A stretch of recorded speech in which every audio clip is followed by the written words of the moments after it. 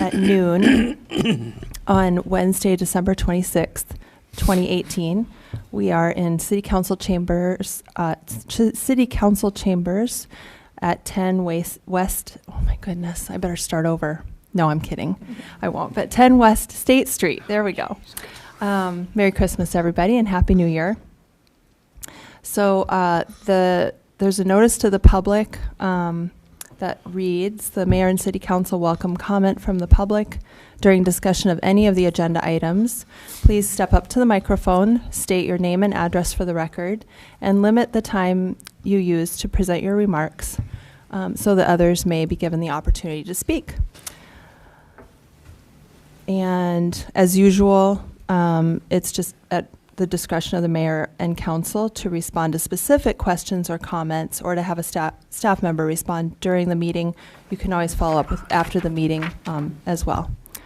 And with that, I'll call the meeting to order. And please stand if you are able to join me in the Pledge of Allegiance.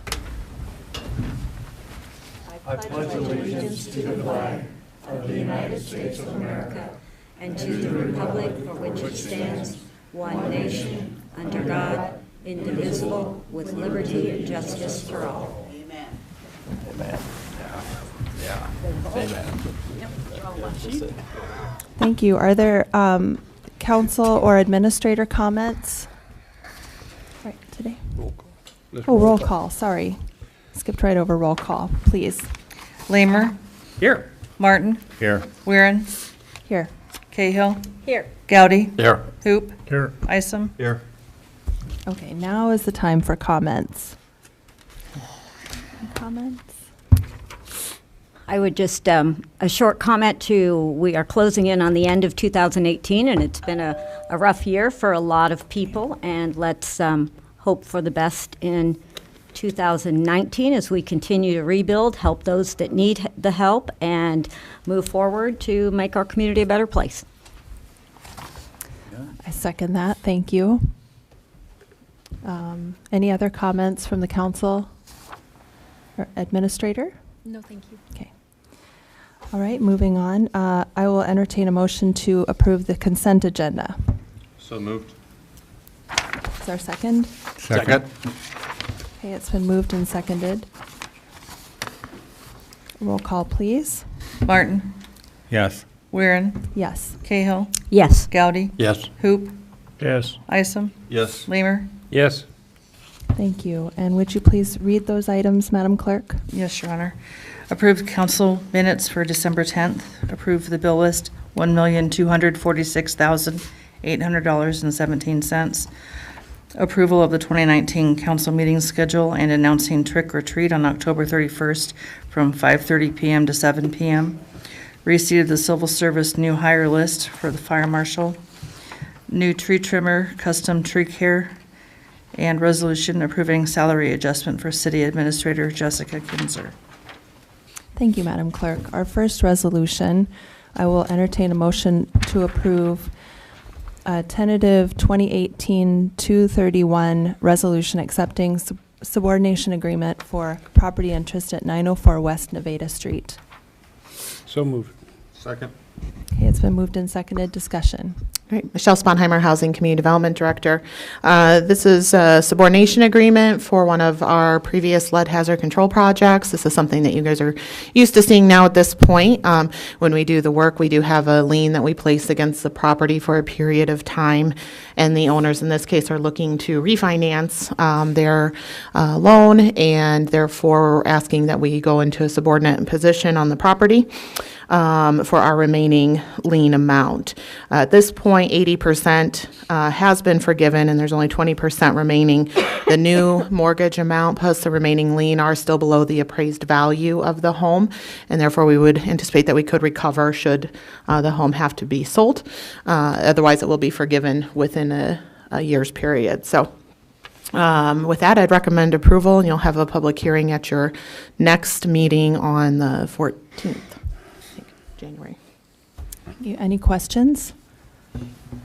Thank you. Any public comments or questions on this? Okay. It's been moved and seconded. So roll call, please.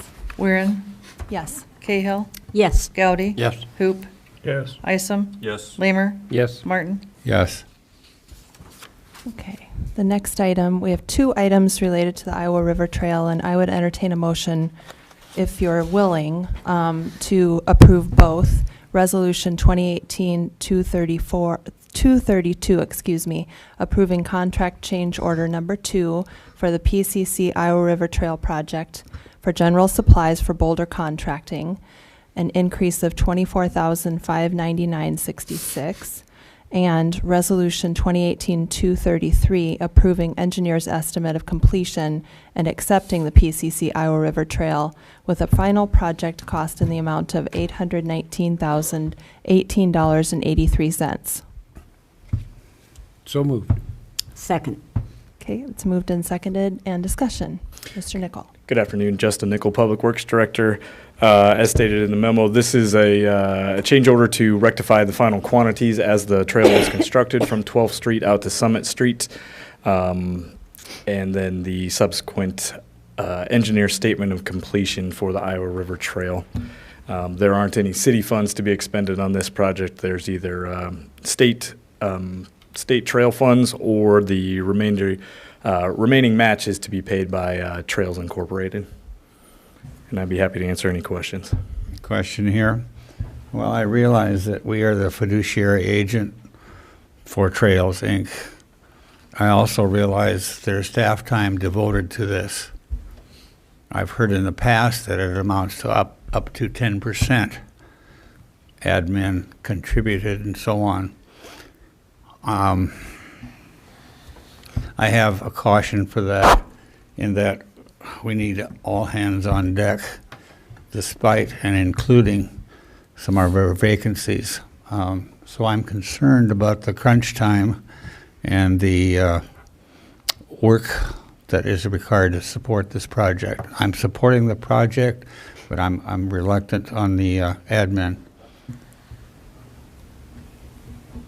Understood. And this project is complete, so point taken, Councilor Martin, that there would still be staff time spent on this, but I think 10% would be a overestimation. But I understand your concerns. Good question. Could we recover any of that cost from them? To this point, I don't know that we have billed them. I take it back. We have billed them for construction, inspection, and administration. We have not for example, my time that I spend during the design and then during the project. I think we probably could certainly have that discussion with Trails, and certainly as subsequent phases go forward. Thanks. Are there other questions for Mr. Nichol? Okay. Could I just throw something out, Justin? Now that we've cleared the city limit, would we expect the county to assist them as they build on through the county, or would it still be us? I don't know about expectations, but you may remember that the trail property as it goes all the way to the Marshall-Hardin County line is owned by the city of Marshalltown, even as it is outside the city limits of Marshalltown. So, again, certainly a discussion we could have, not one that I think, not a subject we've broached yet to this point. Other council questions? I have, thanks to Mr. He reminded me one of our citizens asked me a question and I couldn't answer it.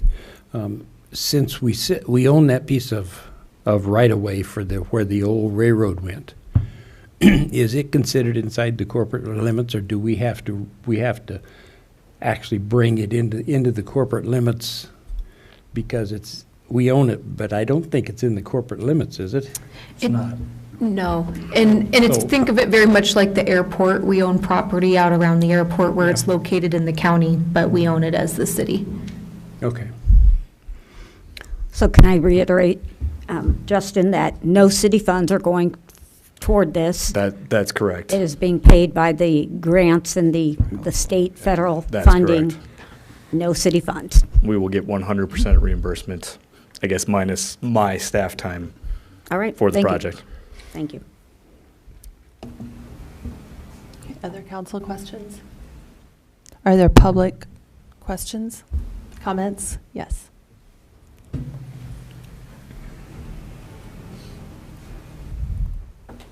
Anna Wolvers, 213 Thomas Drive, Marshalltown. I'm appreciative that there are no city funds being spent, but as a member and one who's given countless hours attending meetings and trainings and fundraisers for another 501c3 that has been pushing for a splash pad for 6 years, we have consistently been told there is no staff time or money for grant writing. We've also been turned down from local grants that we've paid out of pocket to hire grant writers for. And it just kind of seems, I don't know, discriminatory or pre-tornado mindset to me to hear this project in total is going to cost over 4 times what a splash pad would. We've lost lives due to not having safe options. And as Splash for Life, we've sent numerous letters to city requesting help, support, even funding requests to get signage along the river for safety, and they go unanswered. Here's one sent August 14th, 2017, still unanswered. Resubmitted in February 1st of 2018, still unanswered. So I guess I just question, if you can find time, even 10% of staff, why are not all options equally considered? Thank you, Ms. Wolfers. Are there other public comments or questions? Okay. We have a motion and second. Roll call, please. Cahill? Yes. Gowdy? Yes. Hoop? Yes. Isom? Yes. Weimer? Yes. Martin? Yes. Weirin? Yes. Thank you. Next, we have 6 change orders for the public safety building project. And again, I would entertain these as a whole.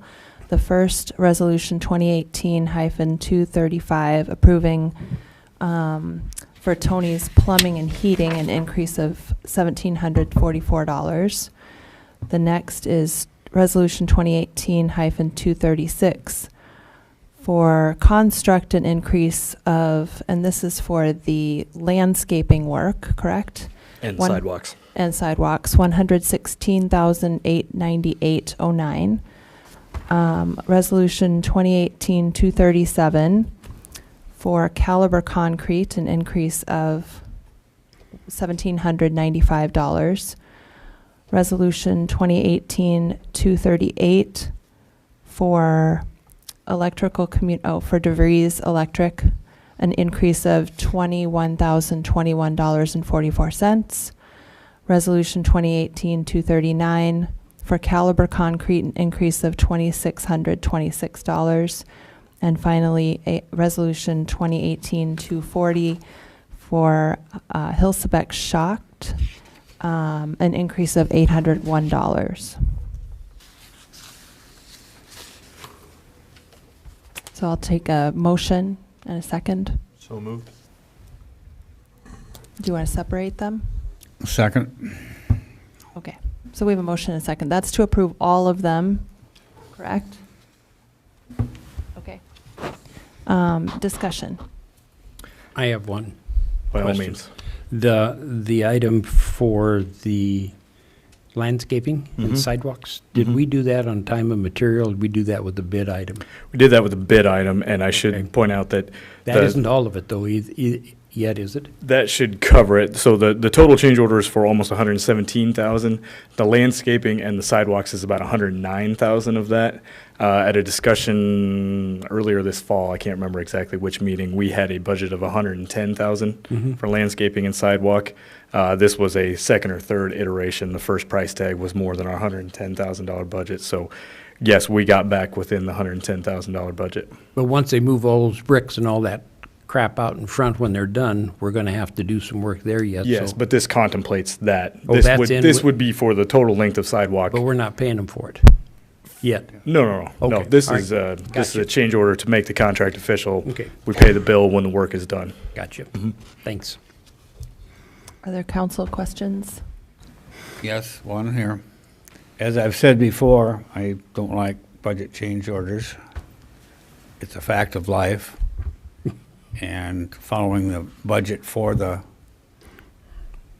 new public safety building, I'm still of the belief that we're well within our budget range and so on. If you would confirm that and kind of say where we are, I'd appreciate Yes, it. I believe the finance director gave an update at our last meeting that we still had in excess of $1 million unencumbered or unspent on this project. We still have some milestones to get through before we're complete, but it would be my intent that we currently are under budget, and it'll be my intent that we're under budget when the project is finished. Okay, thank you. Great. Okay, are there any public comments or questions? Thank you, Mr. Nichol. Okay, it's been moved and seconded. Roll call, please. Gowdy? Yes. Hoop? Yes. Isom? Yes. Lamer? Yes. Martin? Yes. Weirin? Yes. Cahill? Yes. Next, I will entertain a motion approving Resolution 2018-241 to rescind Resolution 2018-208 and to approve a revised offer to buy real estate with Cohn Esri for the sale of city-owned property located at 213 East Main Street. So moved. Second. Thank you. It's been moved and seconded. Discussion? This is an item that was before you previously. You had accepted the $1 purchase price from Cohen Esri and approved a purchase agreement with them. As we had gone back through the purchase agreement, they found some items that needed to change, all very minor, and have brought forward a revised purchase price of $25,000. It's also been communicated to me that they have secured the neighboring properties as part of that project as well. And so what's before you is the revised offer to purchase with the $25,000 purchase price, and I believe a change in the number of units, and really ensuring that the language shows site control as required by the Iowa Finance Authority. Thank you. Are there any council questions? So the, Yes. oh, I'm sorry, go ahead. That parking lot is used by both the Orpheum and by the secondary education of the college. Where are those people going to park now? Are we just moving them? If this goes through, will they just be moved onto the streets? There's other lots in the area as well off of Church Street, and so there are some other neighboring parking lots. Parking is also going to be one of those things that's examined within our downtown master plan as well, and so there might be recommendations that we need to secure more parking, or that we need to better label our parking so that people really do know where to park. So that's where I don't see an issue with moving forward with this at this point in time. For those others, there is some close parking on Church Street. I was wondering about, since the hospital is kind of downsizing our hospital, the lot on it'd be the north side of Main Street, right next to 3rd Avenue, that the hospital owns, right next to the Orpheum. Mm-hmm. Maybe we could work out a trade that they buy that, and we'll trade our parking lot for that one, and let the developer work out that trade, so that opens that whole parking lot corner up to anybody that way. Yeah, so as pre-tornado, obviously, I don't recall that the hospital had really restricted that parking lot, but ultimately the hospital does own a number of parking lots around that area, and that would certainly be an option that if we need to replace parking as determined by the downtown master plan, that we could certainly pursue those conversations with the hospital. Okay, well, I guess my conversation is, rather than 25,000, maybe if they work out an agreement that if they're going to take over our parking lot, they'll furnish us the one across the street, so that we don't have any cash involvement in it. Okay. I was going to say that's certainly an option. It's for you here to vote on today, but that's something where previously you had approved a purchase agreement for $1 with them. I understand that. I want to clarify, the building that was adjacent to the Marshalltown Senior Center, is that part of this agreement? No, because the city has no involvement with that. However, Correct. for the developers' plans, they did have that as part of their plans. And have they secured that, or is that irrelevant to us at this point? They have secured that through a purchase agreement and offer to buy. Okay. That, I know there was a question about that previously, and so I just wanted to clarify that. Thank you. Other council questions? Okay. Public comment or questions on this issue? My name is Linda Clark, 306 South 2nd Avenue, and I have agreed with council members here before on getting rid of our public parking lots. I think Mr. Lamer once again has given a very good comment. And as my understanding goes, I think the Finance Authority has to agree with this developer's purchase on this parking lot. Am I correct? I guess you don't have to answer me, but is that correct? So I too would have reservation. We know what had happened with our hospital. I was concerned about that, and they did not get the clinic that they had hoped to get out there, and that's why our hospital went bankrupt. So I too reiterate, we need to look at these things cautiously. Thank you for your time. Thank you. Other public comments or questions? Okay. Roll call, please. Hoop, Yes. Isom, Yes. Lamer, No. Martin, Yes. Weirin, Yes. Cahill, Yes. Gowdy. Yes. Motion carried. Thank you. Next is a public hearing on the sale of 12, 20, and 26 East State Street. And I declare the public hearing open. And this is with resolutions 2018-242 and 2018-243. Madam Clerk, have we received any written comments? I have not received any written comments. And are there public comments on this issue? Mark Eaton, 1007 South 10th Avenue. So I'm speaking as a taxpayer, not as the alternate bidder. This project seems a little dangerous for the city. Previously, Mr. Lamer told us that this project may or may not be successful if we didn't spend the $500,000 to tear the building down in advance of selling it to the developer who we'd been talking to previously before the pre-tornado and before the bids were let, and this developer was late to the bidding table. Mr. Nickel has reminded us many times that, related to the police station, that projects have an overrun of 3 to 5% of this nature. 500,000 is 5% of this bid. So are they really able to complete what they've done? In the past, there have been projects that they've bid out in eastern Iowa which have not met fruition and have been returned to the city after the fact. We're still waiting, of course, I know that they need to have control of the land before the Finance Authority can donate or grant the money to them. Now, they've also asked for TIF money. 40% of all TIF dollars come out of the school system's pocket.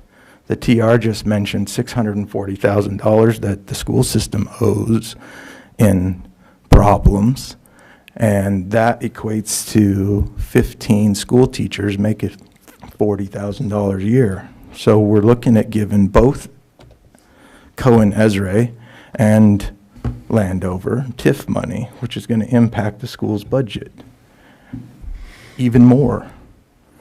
And so I think this is a problem from a financial standpoint from the city, not whether I want to save the senior center or whatever, but as a taxpayer, this is a problem.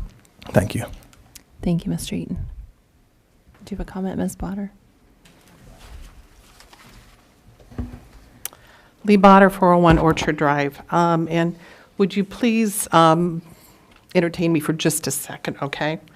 I want to share some information. This is post-tornado. I want you all to remember where we were, and thank you, Councilman Cahill, for making your comments, because we've been through a difficult time this year. We all know that. Nothing's new there. But this was a song that was written by John Roddick. Maybe you guys have heard this song. But bear with me, please, because I want you guys to be reminded of something, okay? Let me get it going here. And I know it's a little out of the ordinary to do this, but bear with me.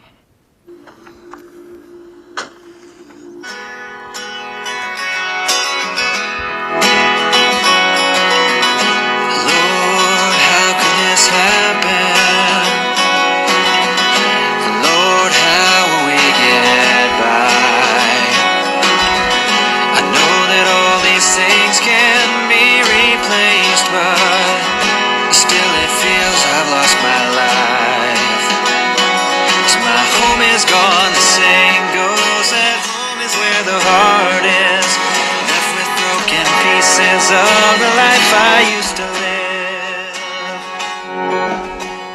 But there are miracles when walls fall down and hearts are open wide. And love floods in that breaks and cracks and fills us deep inside. Oh, and even though the winds of change are falling on this town, there are miracles of grace like rain when walls fall down.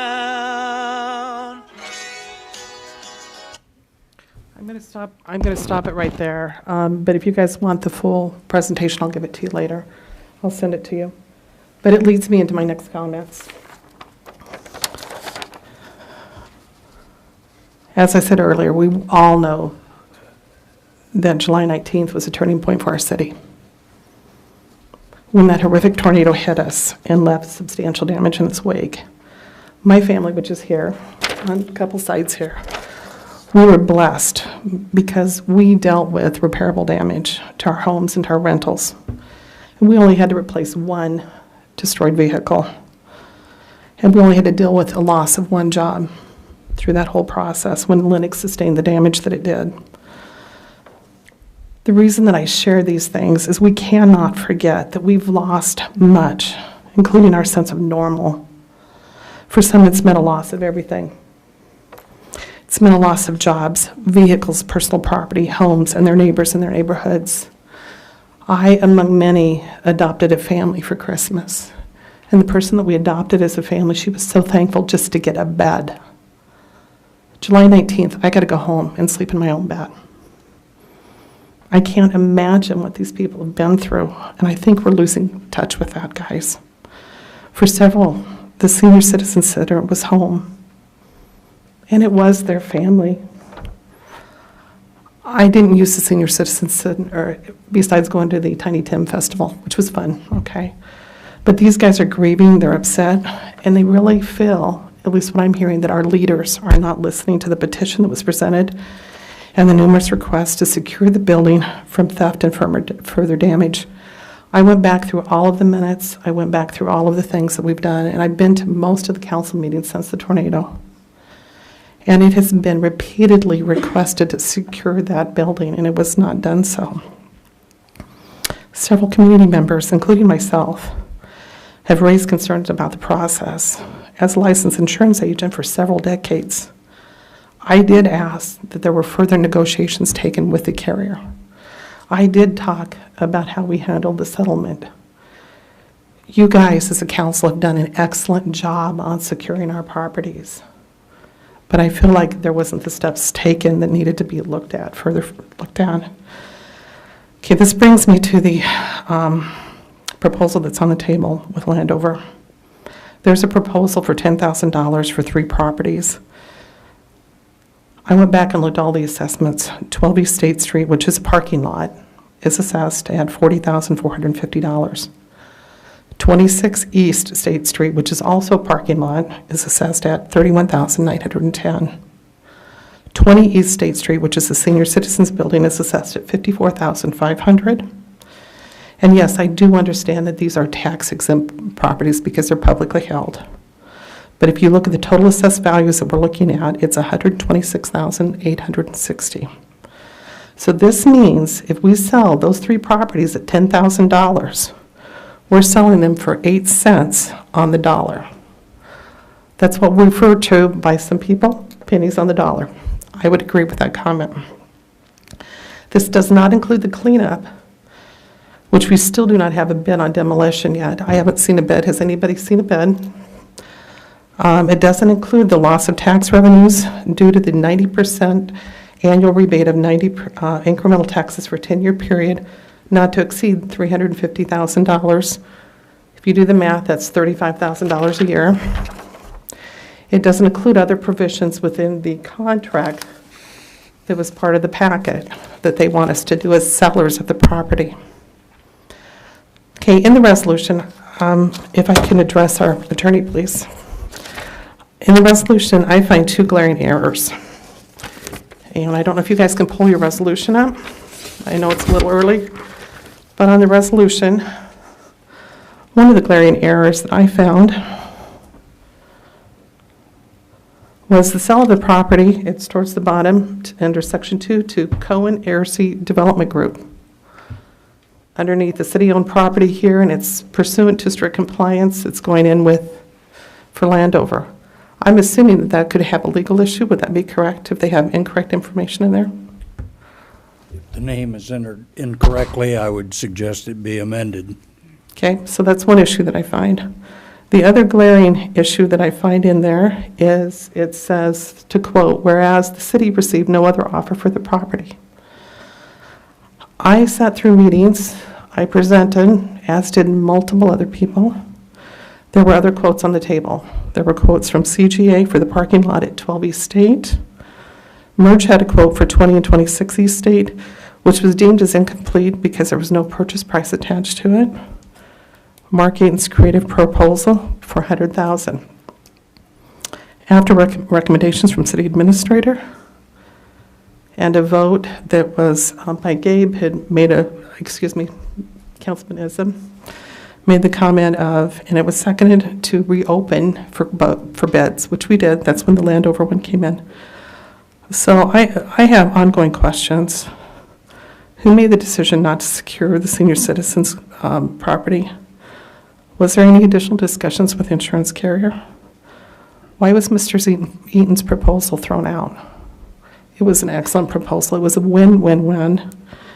And as you make your final decision on doing this today, please remember your duties to the public whom you serve, and please do what's right as we move into 2019. Thank you. Thank you. Are there other comments or questions?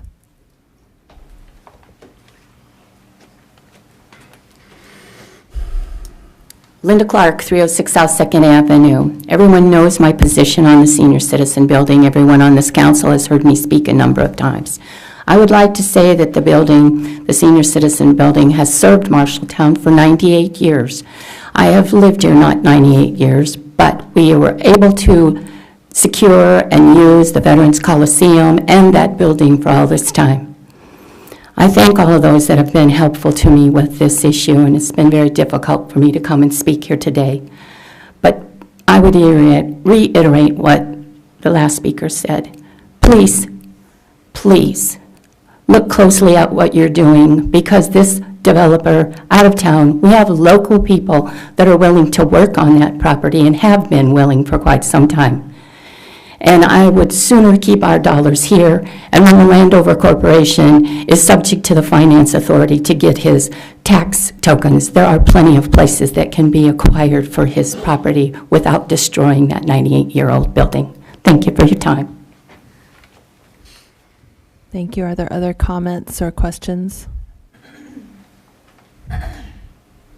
Okay. And is there any more staff review? Yes, I do have a few items that I would like to address. The error in the resolution with not removing the name Cohen Esri in one part and leaving Landover in another was completely my error. We often recycle resolutions, and I missed that, but it should be Landover Corporation consistently throughout. One of the other items that I will address that was mentioned about no other offers received, when you set the public hearing, you also set a date to accept other offers, which were due on the 18th of December. And so that statement in that resolution was reflecting that no other offers were received by that December date for you to consider here today at this meeting today. So that is a clarification there. It's not saying that there were no other offers in general, but the one that you selected to move forward with, there were no other offers against that after you had made that selection. One of the things I do want to also clarify again is that the Senior Citizen Center, which is a separate 501c3 from the city, is operational and functional at the Nicholas Street Mall and still providing services to residents. And so that is something where they were never associated with the city other than as a renter. And so those senior services are still being provided by that separate 501c3 nonprofit. We are, as we've mentioned before, we're working with them on a solution to relocate them in a remodeled Coliseum when that project would happen. And so those discussions are still underway. The other item I'd like to address is tax increment financing. Ultimately, the calculations and how that comes up, it's not just pulling a number out of the air. Landover Corporation contacted the county assessor to get an approximate assessed value of $1.87 million. That taxable value does change. They would be a multifamily property. We have the multifamily residential rollback that is currently in place.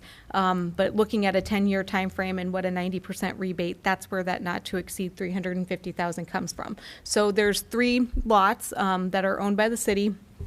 No taxes being paid on any of them, where if this project were to be funded with tax credits through the Iowa Finance Authority, we would be looking at a new assessed value of $1.87 million. And so this should be everything that we need at this point from this one. Richard Sova with Landover is here in the audience as well if there's any questions for him. Are there any council comments or questions? My question might be, is if this lot then on Main Street becomes valuable at $25,000, and you've got 3 lots there that would far exceed that area for $10,000, then that seems to be a little different there, and maybe the landowner should come in higher than $10,000 to be equal to whatever else we're doing. Okay, any other questions or comments by the council? I agree. Do you have a number in mind? I don't know the square footage Yeah. of the lots to make a comparison. Okay, yeah. If you're going to go on assessed value, that's probably not a true number either, because houses sell for less than the assessed values. I know that from experience. So I'm just saying that it doesn't seem equal.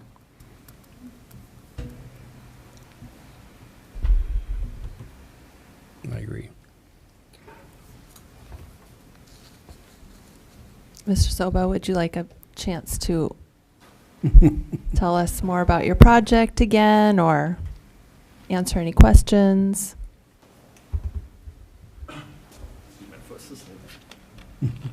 Yeah, Richard Sova, Landover Corporation. I'm not sure how to respond to your question. I mean, I appreciate the value thing. The way these properties work, and I know the Cohen Essay project, I know their actually accepted bid at one point was for $1 to buy that parking lot, and that was not an unusual offer, I don't think, on public properties.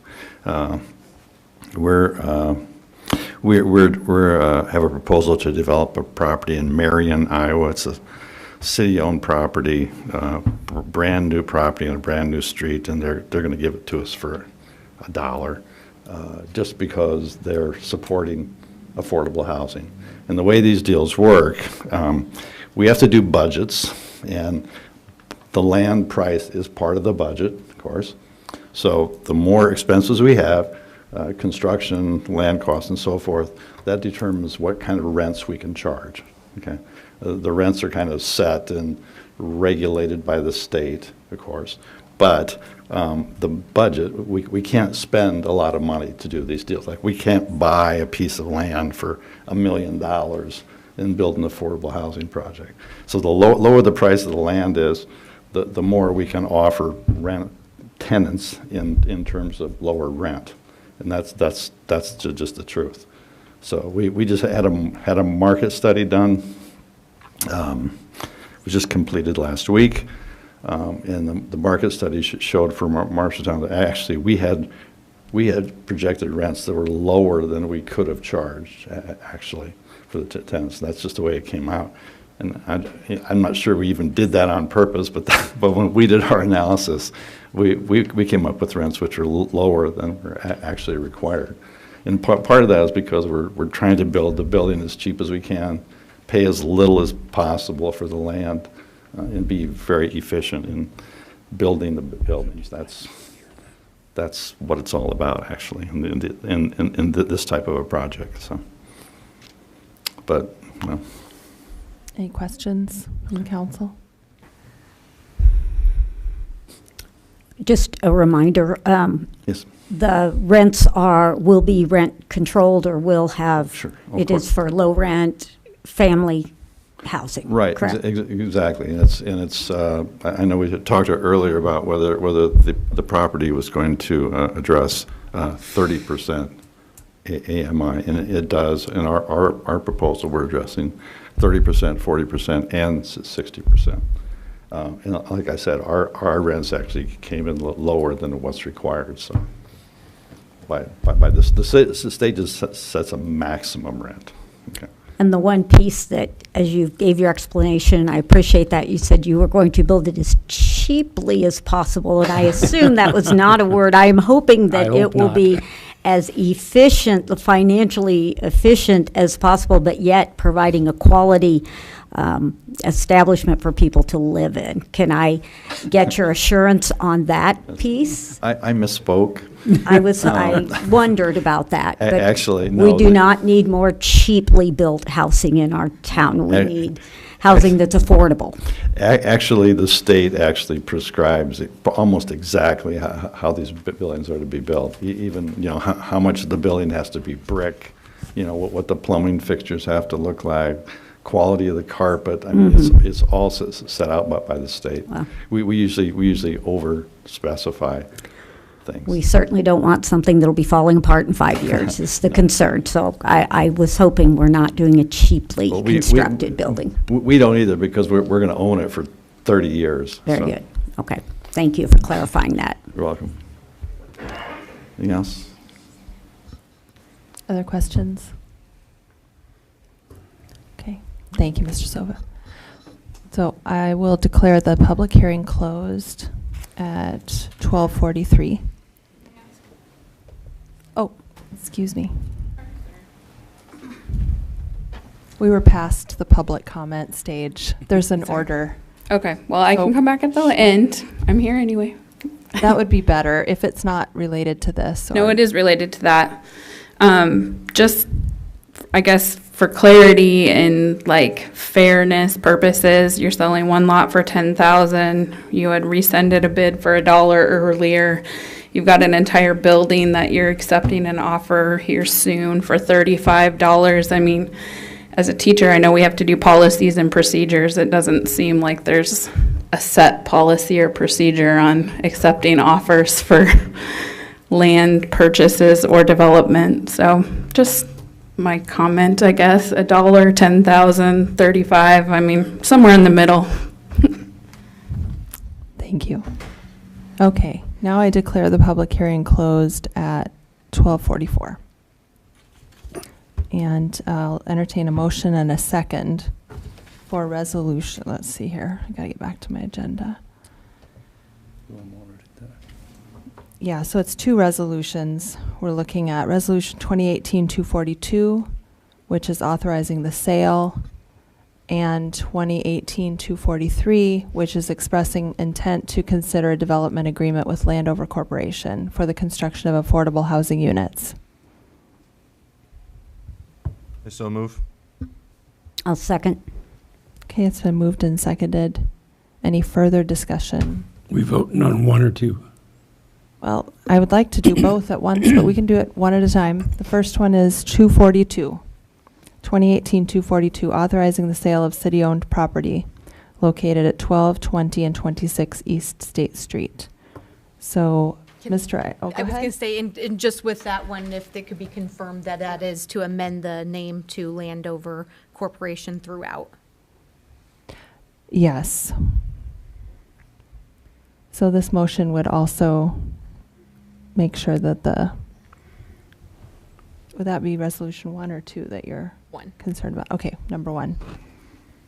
So do we still have the same motion and second? Yes. Isom Cahill. Okay. For All right. both resolutions? For the first one, we're taking them Just one for at the a first time. one? Yep. Okay. Okay. All right, roll Isom? call, please. Thank Yes. Lamer? No. Martin? Yes. Weirin? Yes. Cahill? Yes. Gowdy? No. Hoop? No. Carried, 3-4. Okay, thank you. And I will entertain a motion for resolution 2018-243, expressing intent to consider a development agreement with Landover Corporation for the construction of affordable housing units with the name throughout to be amended to Landover. So move. Second.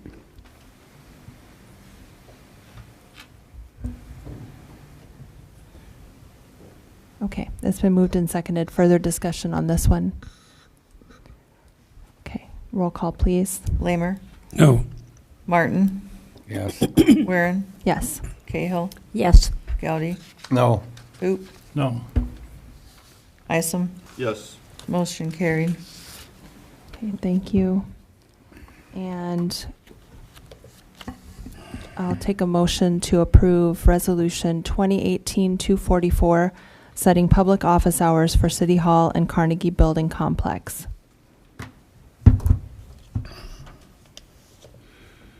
Is there a motion? So move. Is there a second?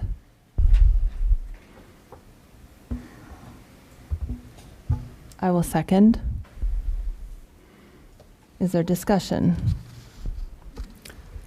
One of the items that I included in the with the resolution was a memo. Councilmember Cahill had asked us to look at what sort of activity we would have over last week, which excluded Friday from that. So it's just Thursday or Monday through Thursday.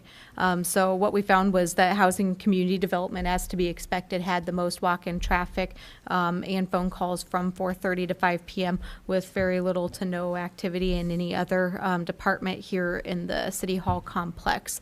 Mayor Greer had also asked that we look at our similar-sized cities, and it's kind of a split bag with Ottumwa, Clinton, and Mason City closing at 4:30, Muscatine, Burlington, and Fort Dodge closing at 5 p.m. And so that's really where we're at right now. It's something that I do think is a good move to bring consistency within the building and within the county.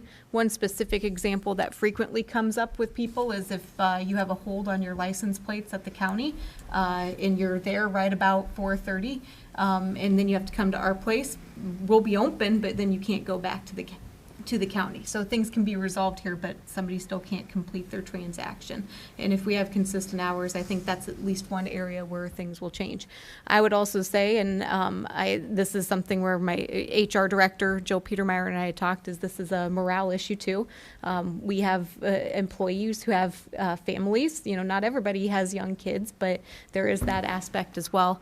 And then I believe that the city clerk had sent out an email to all of you talking about the efficiency of covering front desks or covering when people aren't there. If you have a 30-minute lunch hour, that's 30 minutes when, let's say, the city clerk is not available versus an hour.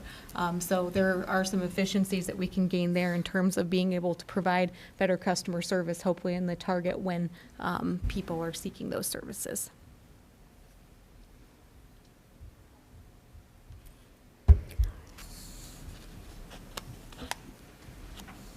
Comments? Questions? I did receive a number of calls on this, and they were some asking questions, but again, some were not in favor of doing this. I do appreciate the mini survey we did on the walk-ins, but I am a bit concerned that isn't really showing us what we want to know, because the week before a holiday week, it might not be the best time to have taken that data. And so I am torn with how to do it, and I would feel we do have working people. Again, sometimes it's very difficult to get there by 4:30, and I feel maybe we need to slow down on it a bit and take another survey of it, maybe first week in March or another time that we might get better data.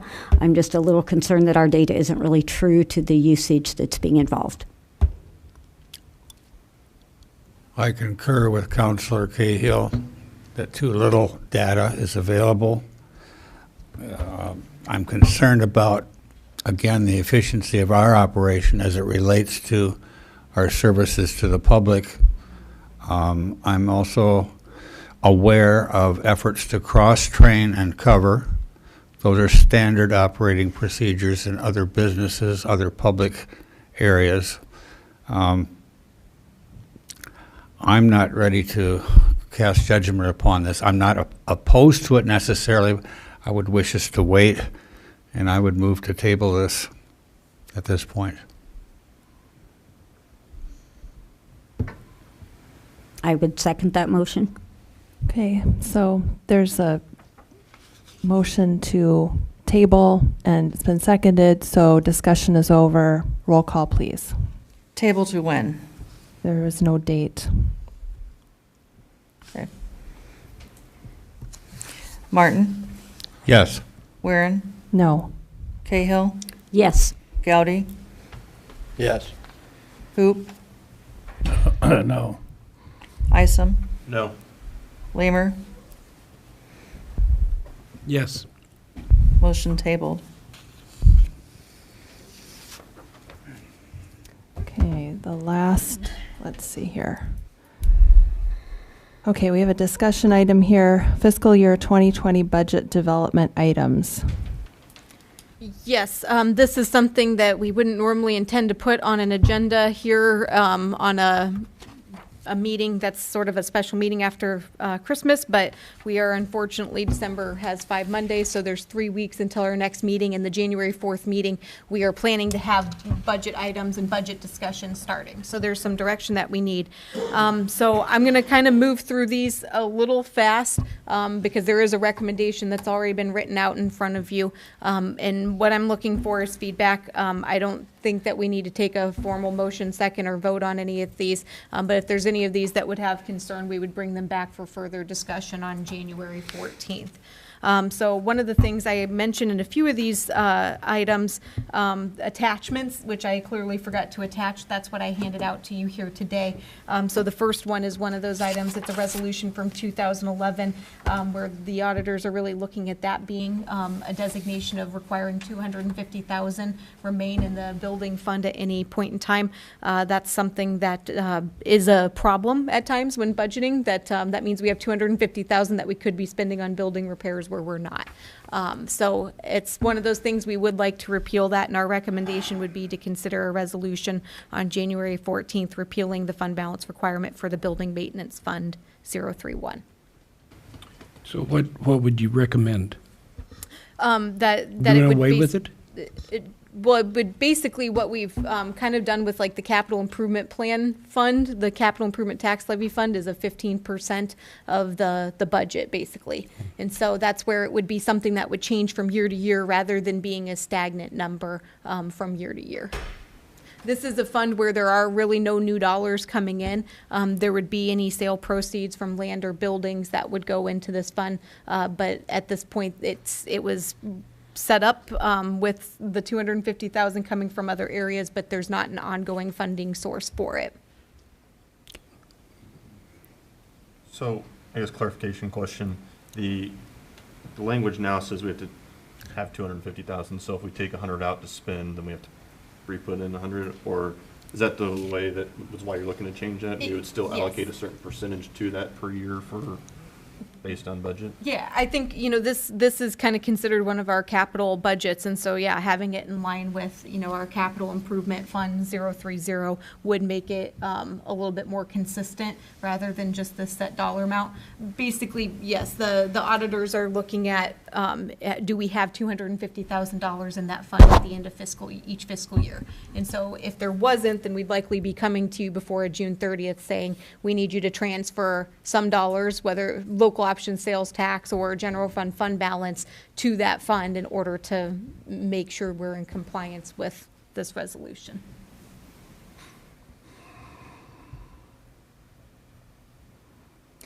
So if we didn't keep, how much were you proposing keeping in there? Making it consistent, yeah, with the capital improvement tax levy fund, which is 15%. 15% of the budgeted amount. Mm-hmm. So what? You mean budgeted for maintenance only? Is that? Yeah, you've lost me somewhere. Well, you could put that anyways, 15% of your expenditure. So if you were only planning to expend $100,000, that you would ensure there was a balance of $15,000 remaining there at the end of the year. Okay, this is just what would be remaining, what you would keep left over in there. Right. To carry from. Currently, we have to have Okay. $250,000. Mm-hmm. Do we Right. even need the fund? Yes, there are a number of buildings which we're still doing repairs to, Yeah, but do we need, if we have the fund, do we even need to have a balance in it? Can we just use the fund as, float money in there to fix a building, and does it have to have a balance? It does per the resolution. That's why we're asking you to. Yeah, I understand that. But I mean, the change you want to make, does it need to have a balance? I don't know if, we can budget buildings out of Fund 030. However, this was it was established for. It basically keeps your building repairs separate from any of your other capital purchases. Okay, but it doesn't need a balance, does it? If you change the resolution as it's written, Yes. you could eliminate that requirement. Yes. And then it would have to be funded in another way. So through the CIP levy. In previous years, approximately 5 years ago, we used to do an annual allocation from the CIP levy. Right. We've eliminated that. So if you want to do it on an annual basis, you'd be taking away from the CIP levy in the capital project fund. But Well, it makes if we sense take to- if we take the money out of the capital improvement, isn't that a separate line item on our millage rate? If we take that out, they wouldn't be in the general fund request then? The capital improvement tax levy is a completely separate tax levy Right. than the general fund. And Right. so it is broken out separately on our budget form and on our tax levy. Right. But where that money comes in is to Fund 030, which is the capital improvement tax levy Right. fund, not to Fund 031, which is the building maintenance fund. Right. we currently have $250,000 sitting there. At the end of the Yes. year? Yes. I guess it doesn't make sense to me. You essentially allocate $250,000, you can't touch it all. That doesn't make sense to me. No, me neither. That's probably the simpler way to put it. Thank you, Councilmember. So if that's.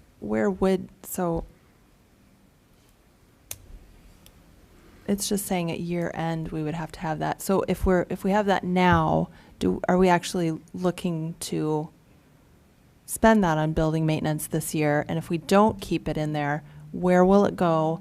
And then how do we fund building maintenance in the future? It sounds like through the CIP.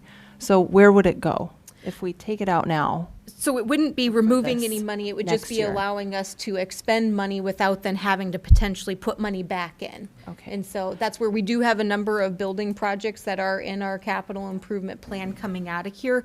And so that's where it would then, if we have to transfer money back in from another source, then we need to identify that in the budgetary process. Yeah, no, we don't want to do that.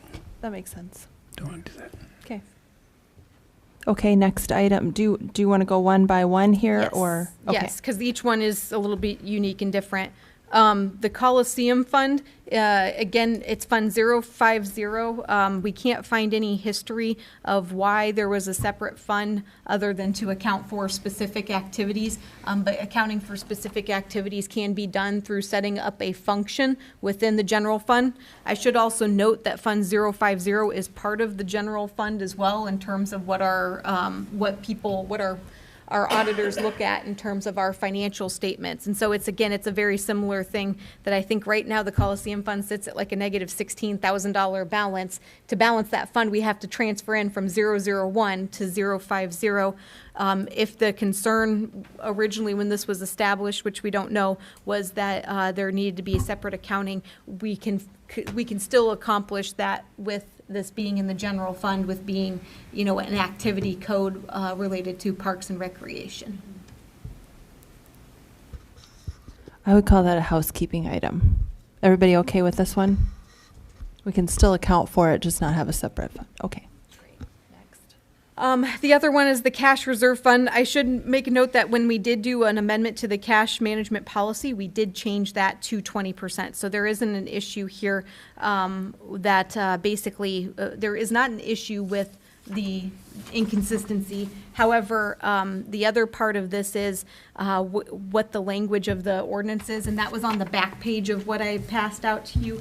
And I should say, first initially, when you look at the date that this was adopted in 1996, we understand that that was a very different time in the financial history of the city of Marshalltown, and a lot of things had just happened.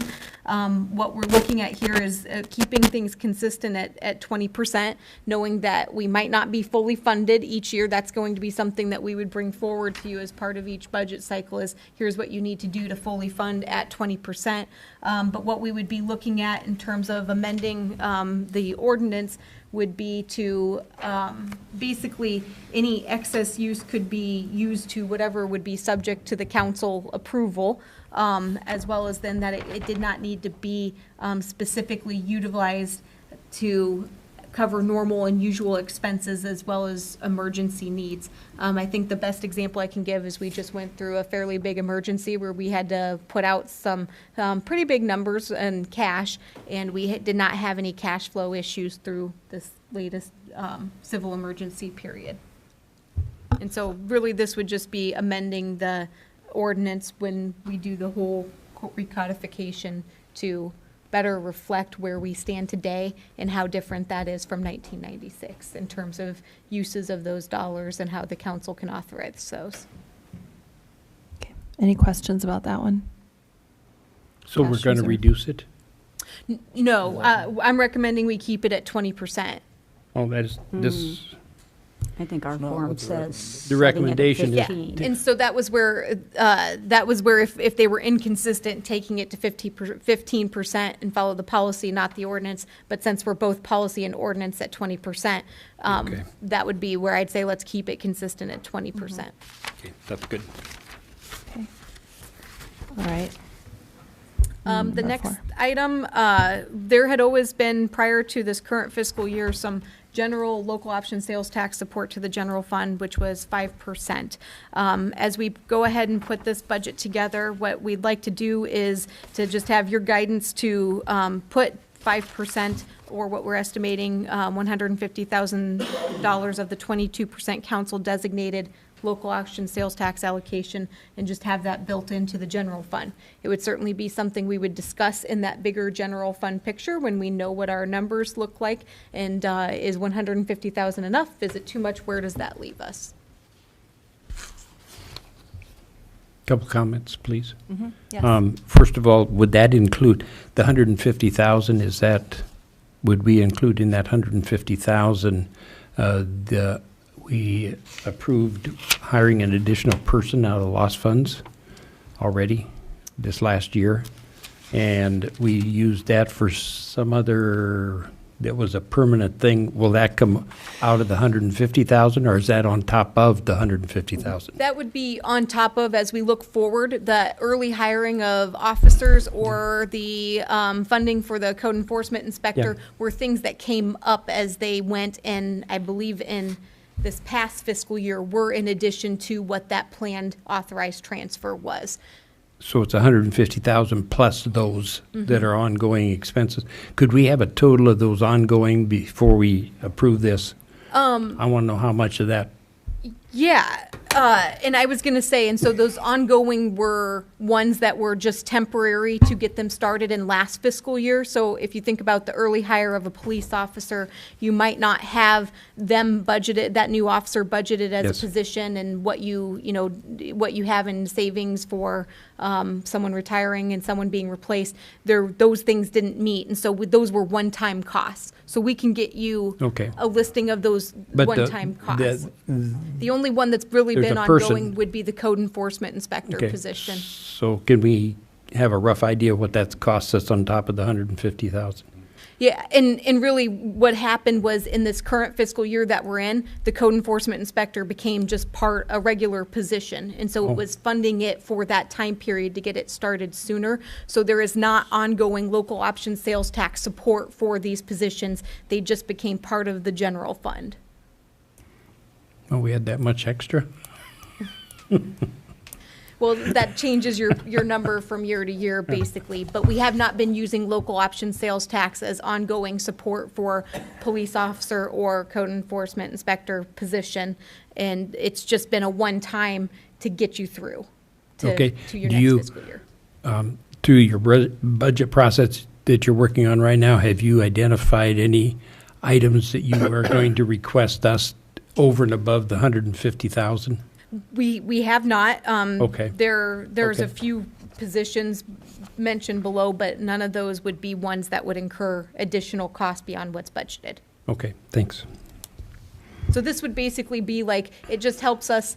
It's a little bit different if we come to you and say we have a $10,000 deficit versus we have a $10,000 surplus, and the surplus is because we have this much local option sales tax. So it gives us the flexibility to start to plan a little bit better rather than how are we reducing in a scenario. But I honestly, we just got our numbers on Friday and we haven't messed with them yet, so I can't give you an idea what things look like right now to say whether this would be needed or not. But it's just a planning tool that we know if you're okay with us including it in sort of that initial general fund presentation, whether or not we need it can be talked about more at that point in time. Okay. I just want to make sure that we, on the local sales tax, that the council still has control where all that's going to go, and I. Yeah, and so that would be, we would talk about it again when we present you the bigger general fund picture. Thank you. Number 5. So this is again related to capital improvement planning. We were looking at refurbishing the aerial fire truck in fiscal year 2021. And in this current fiscal year, we set up that we were going to pay what was an estimated $425,000 from cash from the CIP tax levy, setting aside equal amounts in 3 years with this current fiscal year, next fiscal year, and fiscal year 21. As the fire chief has gotten a more refined estimate, as this has gotten closer, the cost has completely changed to a point where putting aside either $800,000 for a refurbished truck or purchasing a new truck at $1.2 million, that's in an area where it becomes very difficult to continue to set aside that amount of money in basically next fiscal year 20 and 21.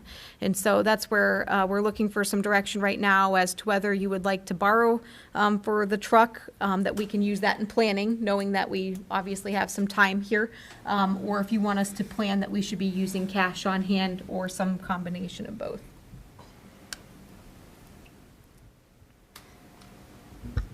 What would the borrowing look like?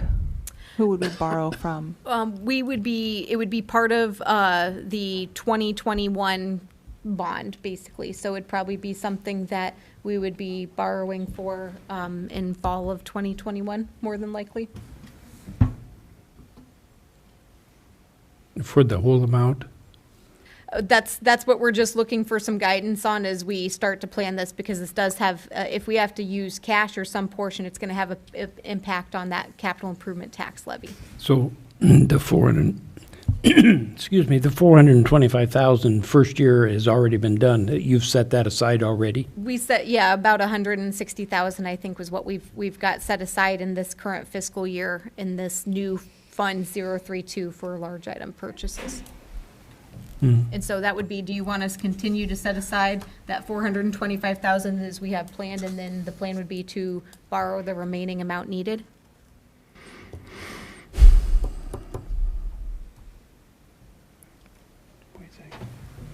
I guess I'd rather pay cash for as much as we can. Okay. We can present what that looks like, you know, with the plan to have 425,000 cash by 2021, and then ultimately those numbers will get more refined as we go in terms of what the total price looks like in a conversation about. Would it be too hard to show both sides of it? Could you do that?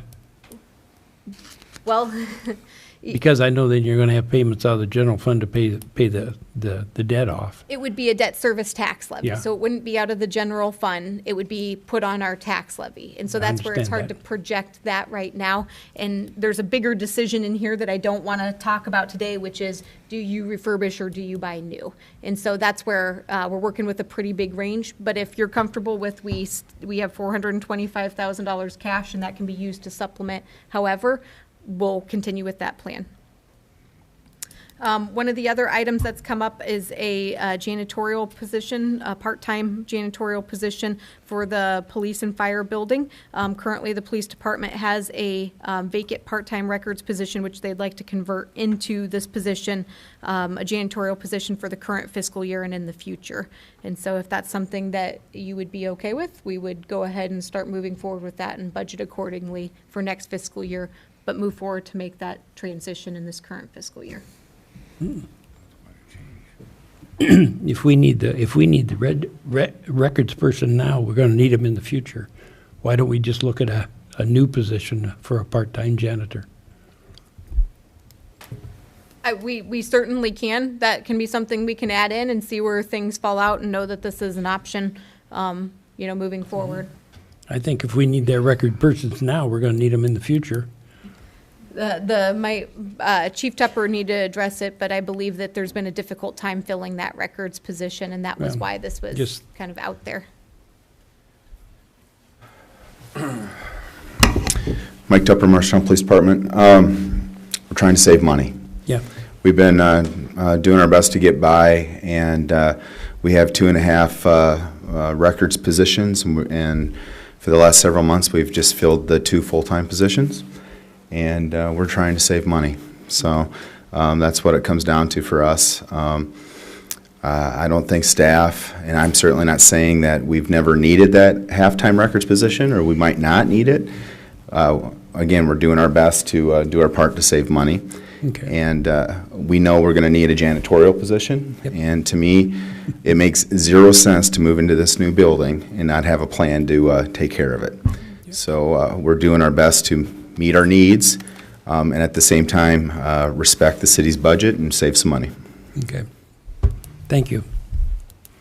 We can show the budget for next year with both the part-time records position and the part-time janitorial, and just figure out where we go from there if reductions need to be made. Well, maybe part-time is very part-time, not for the janitorial, but for the records position. If you were able to do with just somebody giving 8 to 10 hours a week or something like that, I mean, even that would be helpful. There could be people out there that don't want half-time position, but they would go quarter-time, that may be up somebody's alley. Yeah, and first of all, I really appreciate your support of the police department and our needs. But the police department is one part of a larger organization. We get that. And it's one team, one organization, and the other departments have needs too. So my recommendation, for whatever it's worth, is that we move forward with the janitorial position and not add any other positions, and we do our best to save some money and see where we go. Okay, I'll accept that. Thank you. Thanks, Chief. Another item on number 7, which is listed, is dealing with TIF dollars that have been specifically taken from the downtown district for the facade grant program, which the Marshalltown Central Business District administers. This is part of a larger fund, which then is part of a sub area, which is then part of a sub area, basically again that we have to account for. And so, what would be easiest would be transferring the dollars to the MCBD for administration with an agreement that requires them to report quarterly on how those dollars are to be, how those dollars would be spent by the MCBD and what applications they've received. And so the current balance is $73,990. It would help us get rid of basically one more sort of level of accounting that we have to do on those TIF dollars from the downtown area. When it comes to TIF money, I think we need to hold control of it all the way. If it was just general fund money, it's a different story, but when we're talking TIF money, I think the council needs to hold control of it. My personal feeling. Well, and this is, it's not like an every month thing. It's kind of a once or maybe twice a year thing. Right. It's not. Nothing big. I don't think it's that big a deal. I think we better keep it for now. If there's an easier way to do the record keeping on our side, I'd be open to that. Question here. Can CBD ask for a percentage increase from TIF, as wild as that might seem? In the development or in the agreement with them to start July 1st of next year, you did approve a $4,000 increase in what they're getting this year. Mm-hmm. So yes, so that's something that did come before you this year.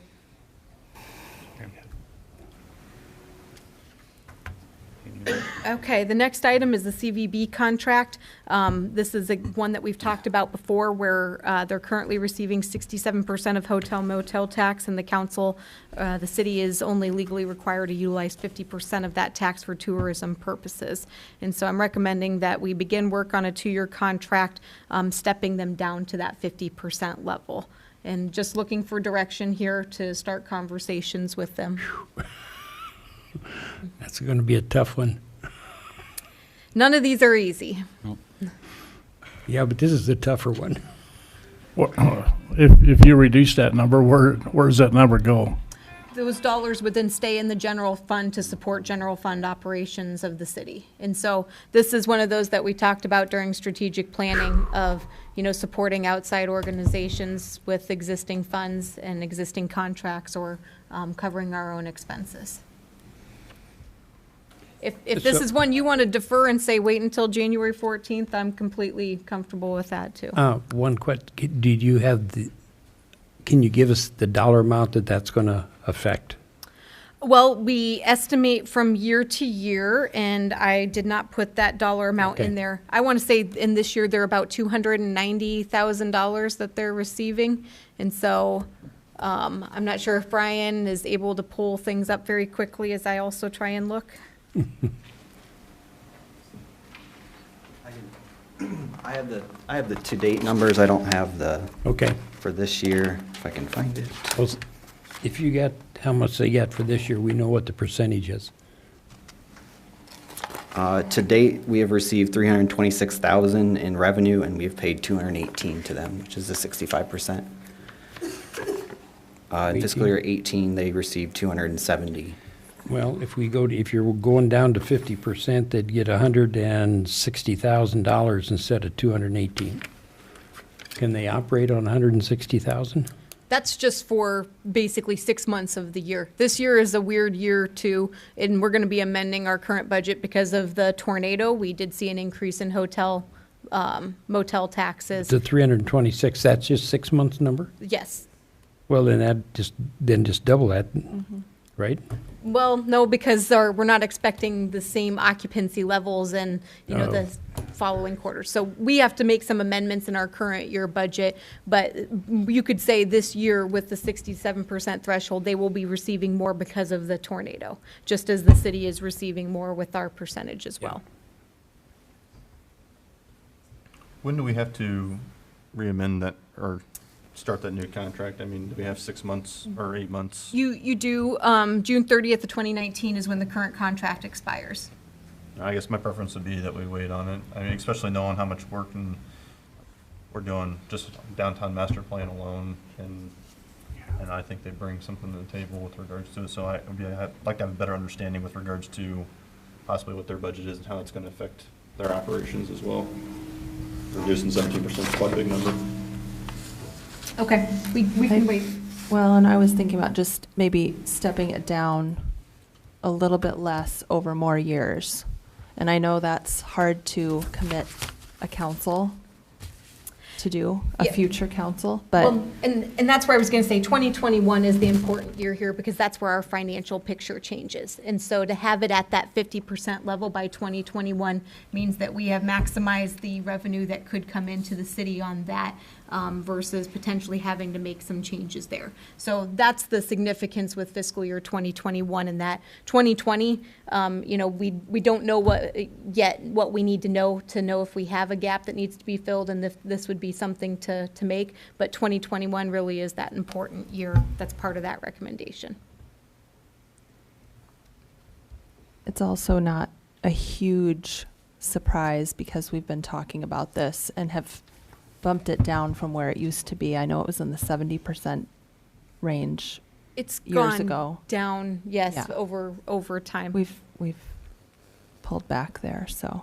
But we can bring this up again as we present the general fund if there is an issue there and talk about it. But it is one that it will, even if this year's budget's looking great, it's one that we do need to talk about for fiscal year 2021 because that's when our tax valuations will change negatively. Okay, the next one, number 9, the solid waste fee is one that we collect on utility bills, and it's one that has been used to support our contribution to the operating revenue of the Marshall County landfill, as well as paying for citywide cleanup events, as well as cleanup charges related to nuisance abatement and code enforcement. Over the years, this is something where we've kind of tracked what we've received and what hasn't been spent, and it's resulted in a fairly significant balance of about $480,000 in the general fund.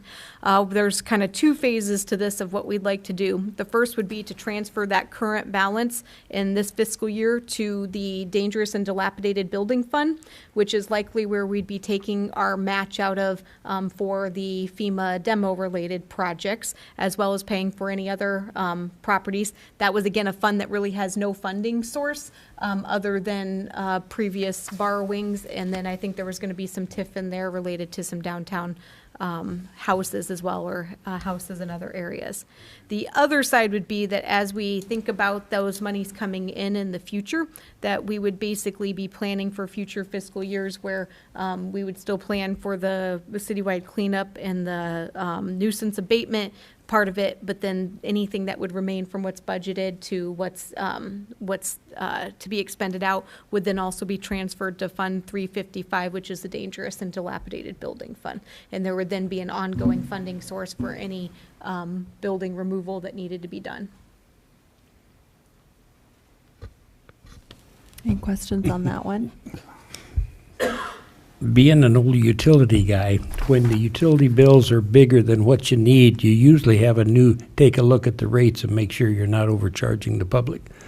I don't have any problem with you transferring some of this money over, but I do have a problem if we're going to keep charging the customer more than it costs to operate, and that's not fair. That's not fair to them, and I think we ought to take a look at the rate. I would agree to do what you want to do, but I think we ought to have somebody take a look at the rate and make sure that we're not overcharging. And we can certainly do that as part of our budget process, and yeah. Do we know where we stand with the homes that may have to be totally demolished? Are we holding the bag in any way, or we just don't know what aid or whatever is out there? Sure. Michelle Sponheimer, Housing Community Development Director. I'll take this one. We are finalizing information yet for FEMA that's due at the end of the month here as part of our public assistance declaration, where there might be assistance to help with the demolition of some of those properties that are a threat to safety and that essentially have been abandoned. So we will have some more refined information after the first of the year as to what that's looking like. And we're still seeing houses that are coming down on their own and things like that as well. So that'll continue to change. But as Jessica mentioned, we will have a matching component to those funds, as the public assistance covers 75% of those costs, and the city is responsible for 15%. So there will be a portion there for whatever, and that's only covering single-family residential. That would not address any commercial or industrial or multifamily that we may have to deal with. Thank you.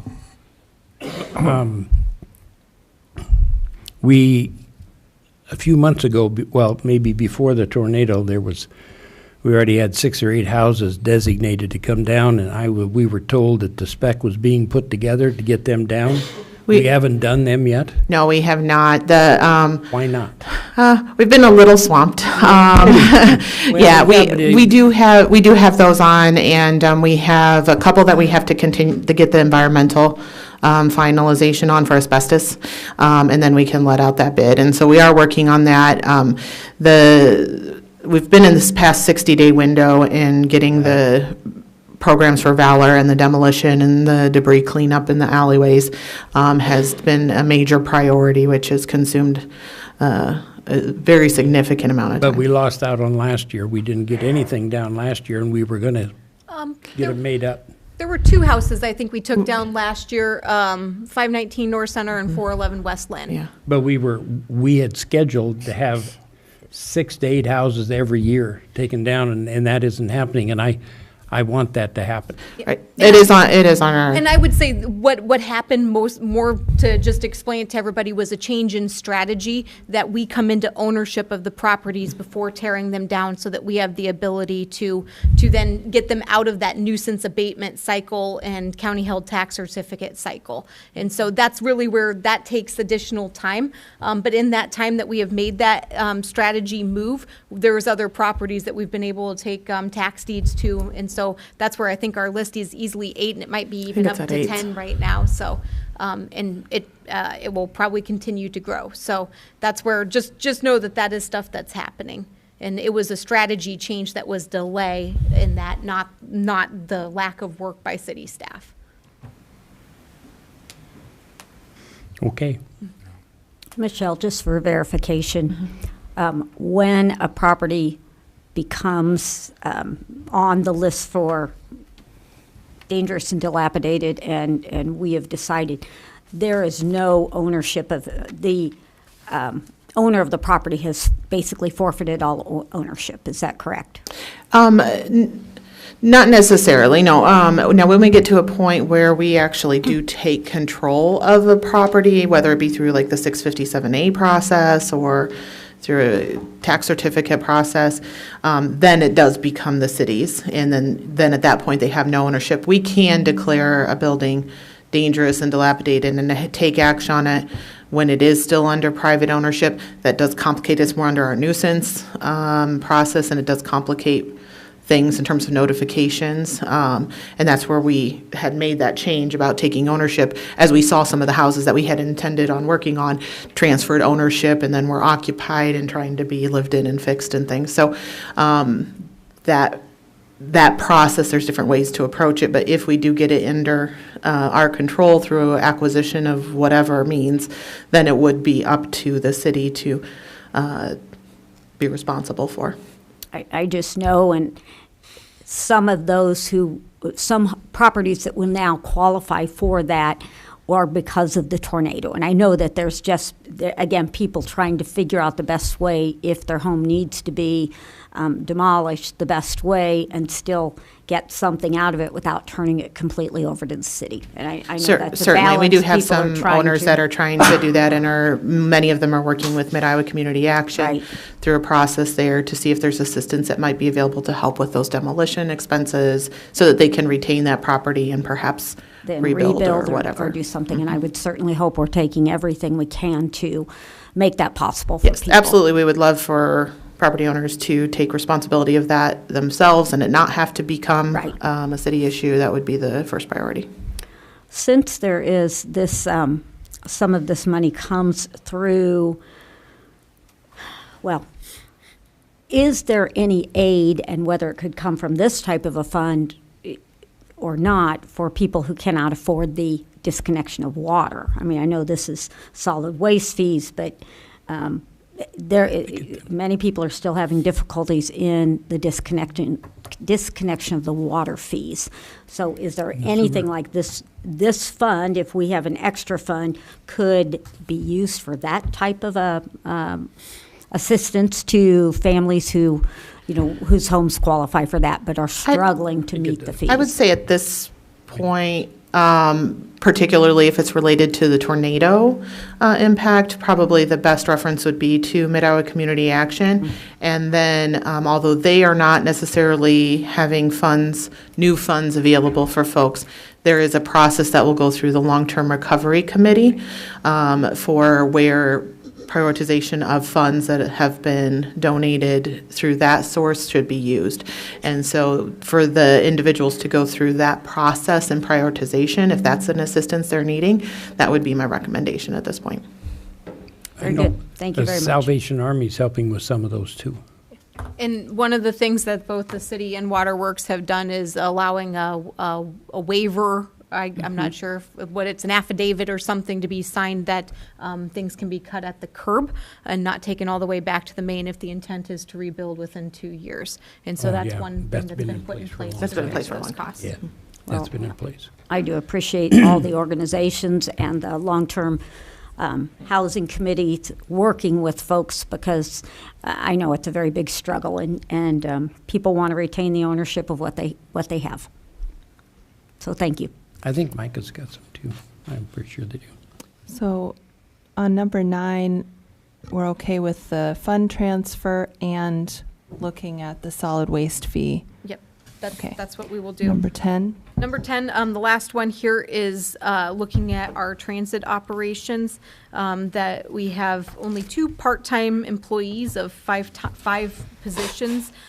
We've had some significant overtime costs related to trying to have a warm body in a bus to fill a route of about $28,000 annually, and that hasn't included the director's time and driving routes as well. And so what we're recommending is that we add 1 full-time position and continue to budget for the remaining 3 part-time employees moving forward. It's the part-time positions are very difficult to fill with no benefits, and there being a split shift. And so this would be something we'd like to start this current fiscal year, but would have an impact on next fiscal year's budget as well. Any questions on that? No. Yes. I think there's, and we've had this discussion before, and I've been in a couple of meetings. I just think our transit system is too large as it is, too many routes, too many whatever, and too costly. So that's my stance on that. And one thing I should say is that Iowa State, our project with them, again with the tornado, is basically put that on hold. And so we're hoping in 2019 to get things back moving on sort of their study of our transportation system, our transit system, and see if there are any changes that they're recommending we make. Okay. Do you have enough information? I feel like we do, that we can get things prepared and come back to you on January 14th with what our first items will be on that one. Okay, great. Could I ask one question about the budget, since we're talking about budget items? Have you and the staff had any discussions about raising our part-time help so we can hire people? So that, yes, as we've gone through each departmental budget, we've made those adjustments sort of as we've gone within each of those budgets. So there's not sort of like a schedule across the board for part-time wages. It's within each individual department, and we've had those discussions with each individual department. Could you get that information to us so we can see what because I know we had a real problem hiring people last year because our wage rate for part-time people in the summer was low. I don't know that I can get that to you now, just because I'm not sure what's all entered, but that's something that when it comes to discussing the general fund, we can make sure that we discuss part-time wages that are budgeted in total. Okay. We have reached the time for public comment. Are there comments or questions from the public not related to what we had talked about already? Sarah Reservoir, Library Director. I'd like to just take a couple of minutes and recognize one of our longtime volunteers passed away at the beginning of December, Helene Adele. Helene was a volunteer for about 13 years at the library, a wonderful woman who also volunteered for Emergency Food Bank and House of Compassion. Helene was 86 years old. She had just been at the library a few days before. We were all very shocked and saddened when we saw that she'd passed away, but she was, again, one of our wonderful community members that volunteers, and so many people give up their time and to the library and other worthy organizations. And I just want to say how sad we are to her family and how much we really appreciated the time that she gave to the library. Thank you. Other comments?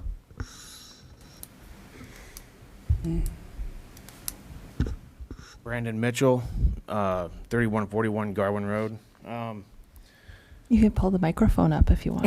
There you go. I'm bidding on the trees here that the tornado damage caused, and I've ran across a lot of trees that have numbers on them but are not on this bid page. So I'm trying to figure out, do we still cut those trees down, not get paid for them, or how do you? No, the only trees that are part of the bid process are the ones that are in the request for proposal.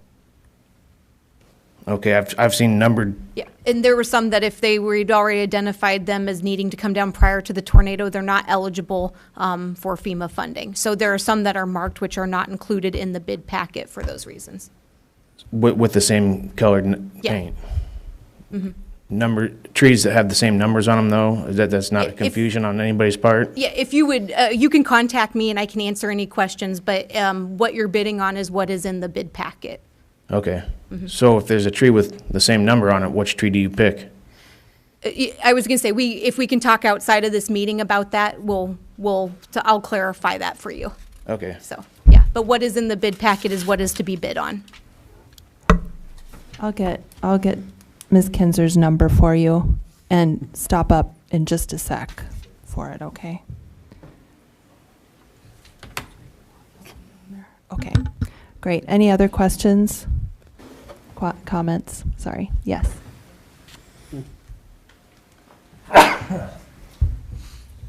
Anna Wolvers again, 213 Thomas Drive.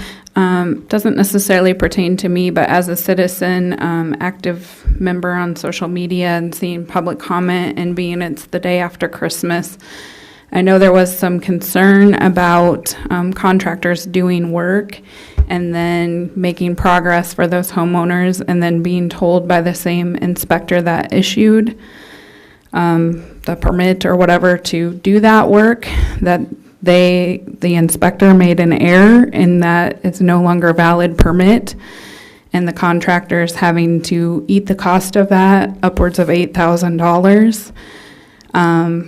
I don't see that they're here or they would speak on their own behalf, but that was quite a big discussion. So as a contractor, if they make an error, they're normally held responsible for those financially. And being there's a lot of businesses and public people that are in that same process, many of my own coworkers at the school, something to look out and consider. And I know that contractor that was raising concerns was looking for information and has maybe contacted you, but just something to be aware of that some of the public are dealing with, I guess. And like I said, it doesn't pertain to me, but knowing that there was a lot of discussion on that, that is concerning. Thank you. Okay, any other comments?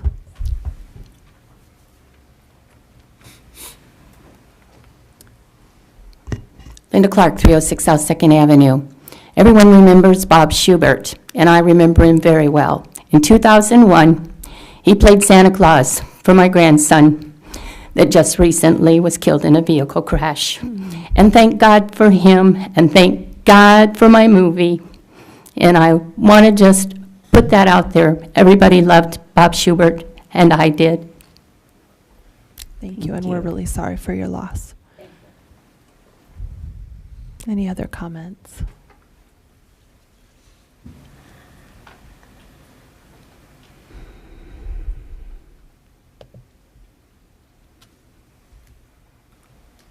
Wendy Reisinger, 507 Woodbury. I heard a comment about cleaning up the city alleys. During or after the tornado, we were told we could put our debris either at the alley or in front of our properties. Then it was deemed, no, you had to put it on the city terrace.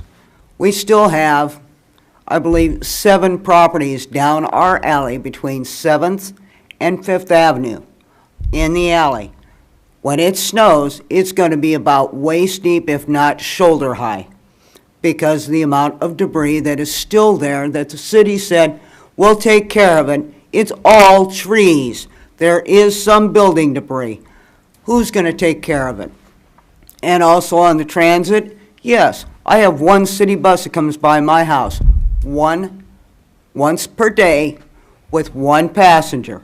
Yes, we need to downsize not only our city bus system, but also our school bus system. I get up to 15 buses a day past my home.